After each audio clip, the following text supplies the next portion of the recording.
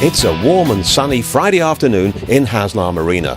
The weather looks set for a great weekend sailing. For the crew of Spellbinder, there's a special urgency in their preparations because tomorrow they will join over 300 yachts for the 2017 Fastnet race, and everything has to be just right. This is our storm jib. It's going to be required if we're in conditions probably force 8 or above. Ever used it in anger? I've never used the trysail in anger, but I've used the storm jib in anger quite a few times because this boat's got a pretty deep third reef, and if you get that in, it's actually not a lot bigger than the trysail anyway. We have to apply these decals as part of the instructions due to Rolex being the sponsor, and now we're just trying to stick it, and I think it's more difficult than sailing itself is applying these stickers, trying to get them straight and square. So just try and stick it on and then see if it's straight. Saturday afternoon, and Cowes is bustling with crews and spectators. Every marina is jammed with boats of every size. The Fastnet is a truly international event. As well as the many UK entrants, there are boats from 18 other nations, including 6 from the US and 2 from Russia. Every major European country is represented here.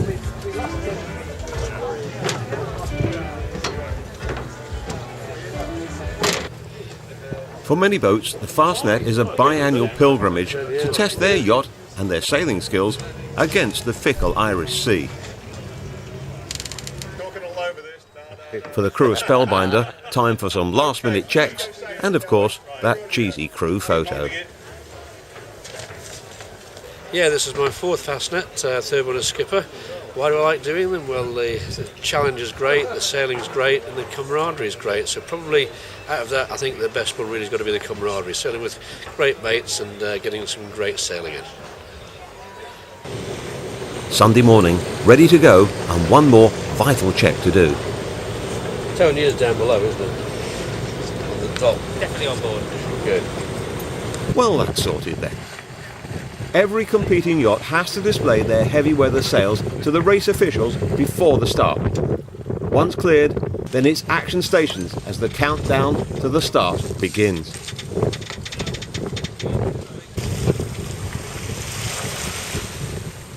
There are over 300 yachts competing in the 2017 Fastnet race.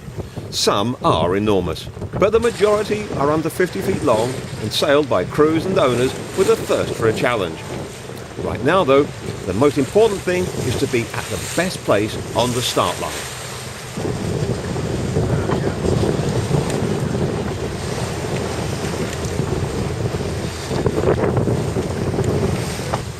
To go. Hold on.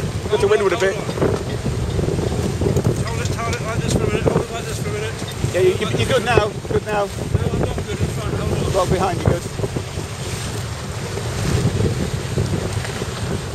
soon as this blue hole goes back, we're going to attack. Yeah, okay.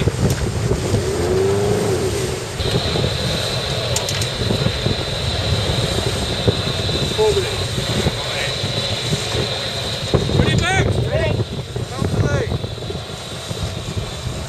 Watch an hour out, please.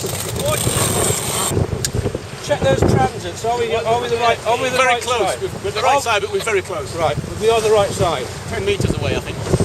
Ready about? Ready? Just wait for it. Just wait for it, though. Only ready. Only ready, I said. Yeah, these two to be out. Should be fine.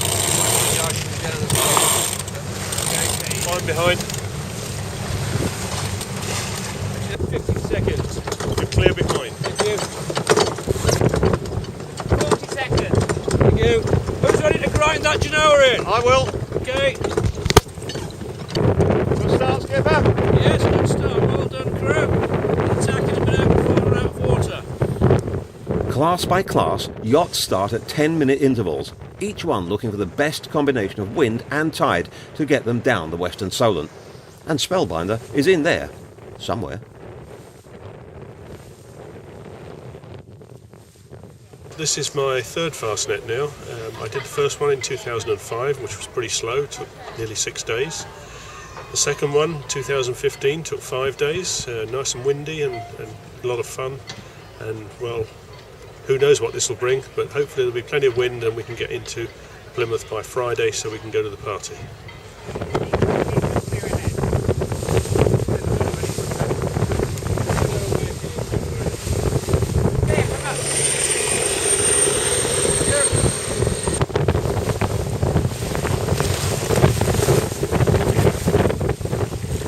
It's cost, but we actually get a bit of extra seconds worth of power before we release.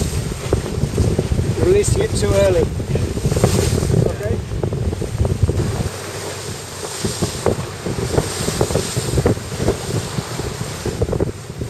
So this is my first Fastnet race.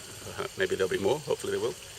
I'm looking to do this because it's going to be a big 600 miler and it's got a reputation, it's offshore, it's a long way, so let's see how it goes.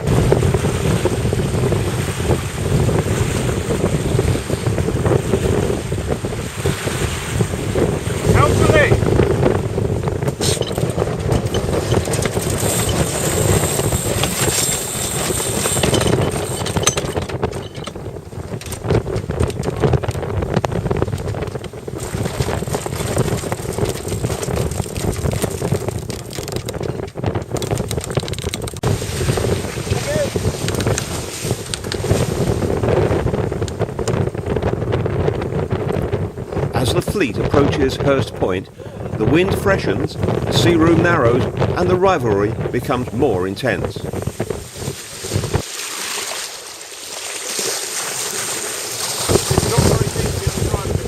Off to starboard, two boats discover how shallow the shingle bank really is.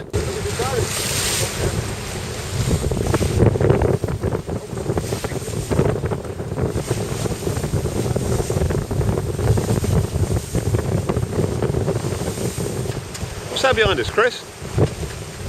A large boat. It's a very large boat. So it is. It might even be called an FBY. Ah, you're getting technical now. Yeah. This is the third time I've entered the Fastnet race, and we didn't finish the first. We had a good time the second, and hopefully the third will be equally enjoyable. So, first night at sea, Skipper. How did the night go? Not bad. We had to tack fairly deep, nearly down to the Casquettes, because we had some pretty foul tide and the wind in the southwest, which is where we wanted to go. So it took us a little bit of a long time to get there. Here we are now. We're currently coming up to Start Point and we get round the corner to Salcombe. With a little bit of luck, the tide's going to change in about an hour's time. So that should make things look a little bit better. Unfortunately, we've dropped down to about force 3 wind, so we're losing boat speed a little bit now. We're down to about 4.5 knots, whereas we were making about 5.5, 6 knots before that. But all in all, it's looking good. The objective though is to get round Land's End tonight when the tide starts going north, and hopefully at that point we'll get around before the wind goes north, which is due to happen a little bit later. And the crew holding up? Yeah, just about, I think. There's a lot of joking going on, a lot of chat going on. They've been well fed, well watered, beginning to smell a little bit, but apart from that, all right.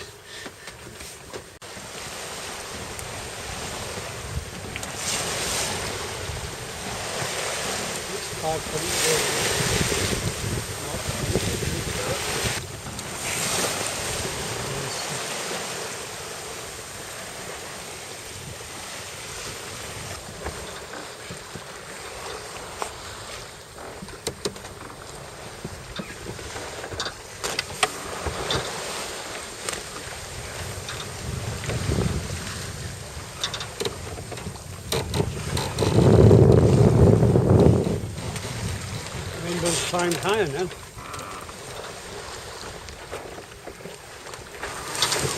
That is some lump of cloud. Start of day 3. Is this a good? Have we had a good night? Okay, it wasn't too bad. Until somebody turned the engine on and spoiled it all.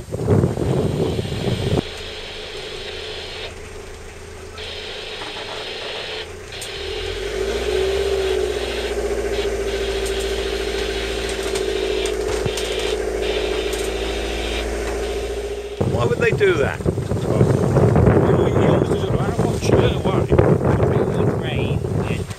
It rains on our watch, and you put the engine on our off watch. That's just not right. Ain't fair. Ain't fair at all. Down tools. Ain't fair, ain't right.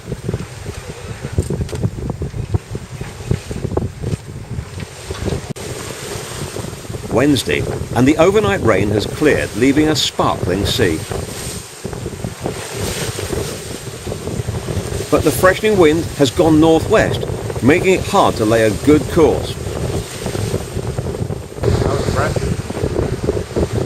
Glad the wind's picked up. We had a bit of rain, a bit of no wind, a bit of wind, and now the sun's coming out, wind's filled in, so should be good.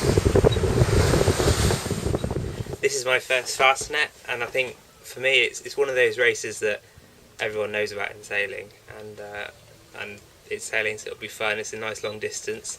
I did 600 miles in the sun of the Caribbean, so 600 miles in the Irish Sea is going to be a little bit different, but it's one of those races that sort of you have to do really if you're into sailing, I think.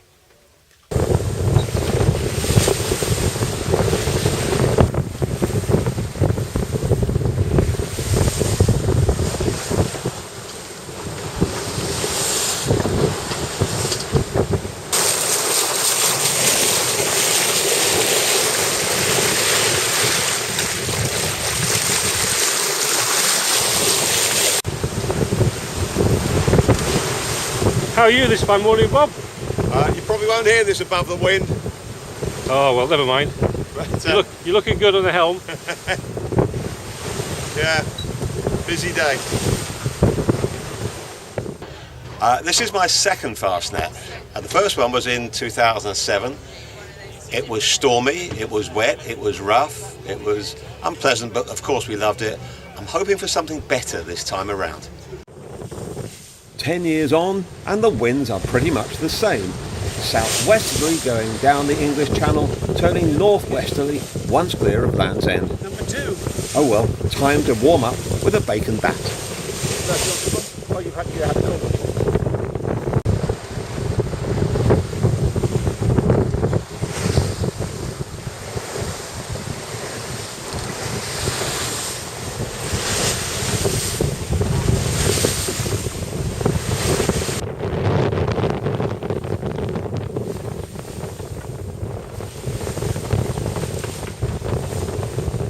Despite the blue skies, that northwesterly wind is cold.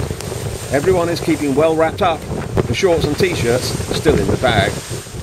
So why on earth do people want to do this? This is my second Fastnet. The first one was quite adventurous. I'm doing it again because, you know, it's a sort of Everest, really, isn't it? And that's what I want to do. But as day 4 comes to a close, someone claims they can see the lighthouse. Well, where's the lighthouse? Lighthouse over here. Where's the cameraman? Not only do we have the wind against us, but a traffic separation zone creates a big no-go area which everyone has to negotiate. 23:30 on day 4, and this is all that we will see of the Fastnet Rock. And we are not alone. Are we clear of him, Trevor? Are we clear of him?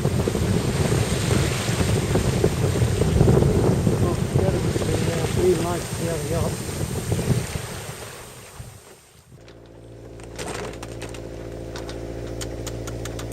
Over here now. Behind you.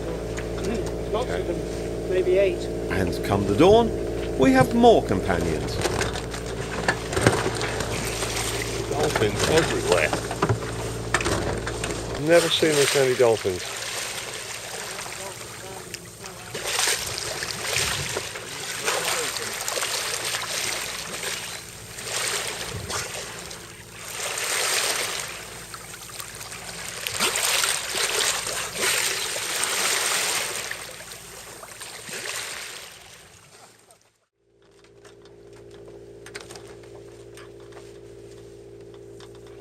With the wind now aft of the beam and falling, progress is slow.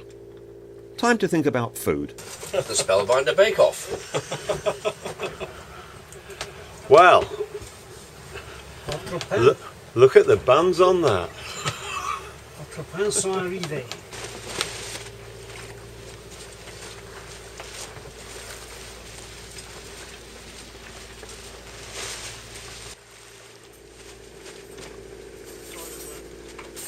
Master Baker and King of the Sail Trimmers, Tony, tries to get the best out of the failing breeze.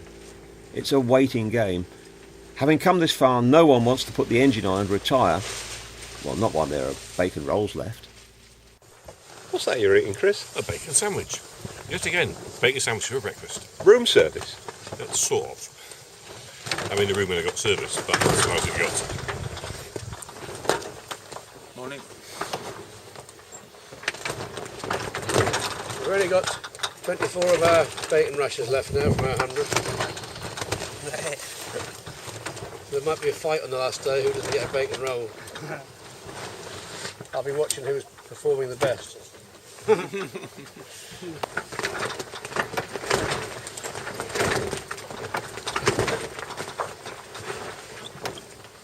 It's a bit windless, isn't it?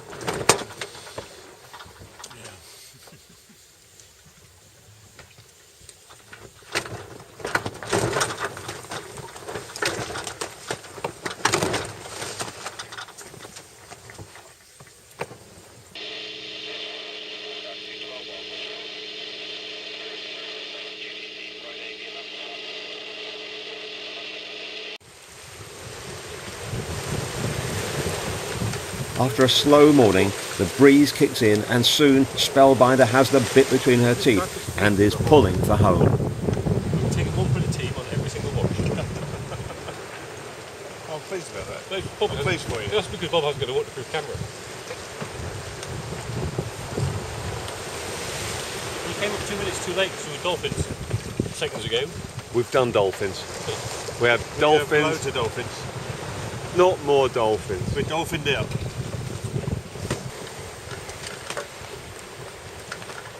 If I go forward, An hour ago, that was a very small stick. I'm going through here at 7 knots. Pretty close to this. You have to let the jib over. Yeah. You pull the jib, you have to pull the jib over. Pull it. You can let the jib over. Or pull it.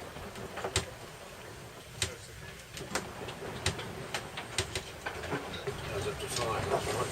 Steering now. Might not be getting the cars up if it's 5. After a good downwind run past the Scilly Isles, we turn to point for Plymouth. The wind is dead aft and once again starting to drop. The conditions demand careful helming and good teamwork, as once again the spinnaker is pressed into action. Pull the guy round.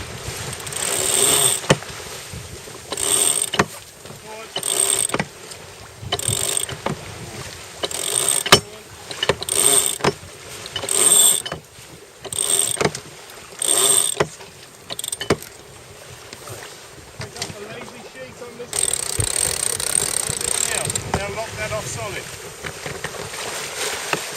Don't, Johnny, don't cheat until I say.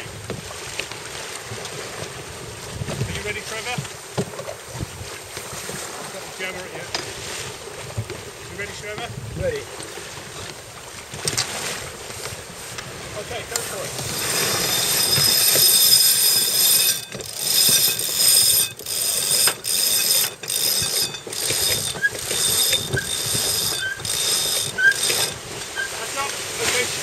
I'll tell. You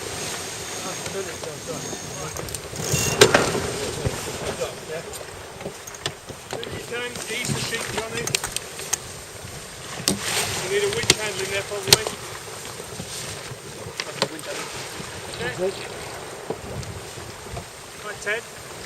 Yep. Hold back, please. Ease the downhaul. Put one turn around the winch, downhaul. Right, and then wind the pole back. Okay, what the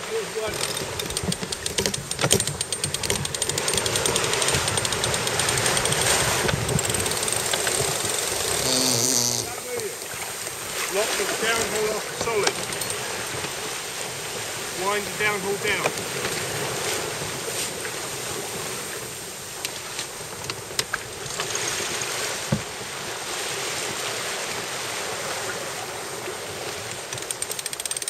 Right guys.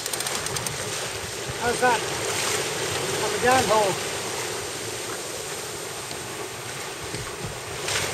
Down tight. Really tight. That's it, okay. 1090. Yes.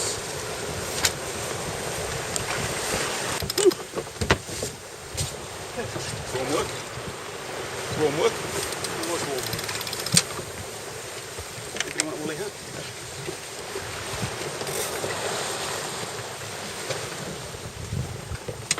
Somebody can call the halyard ready to go.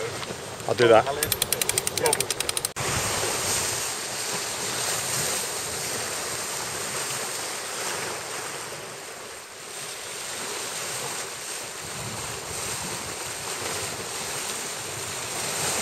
But despite all the careful sail trimming, the approach to Plymouth is tantalisingly slow, and Spellbinder creeps over the line at 1:30 in the morning. In the pitch dark, this is the only record of the ecstatic celebrations. But we made it to the party.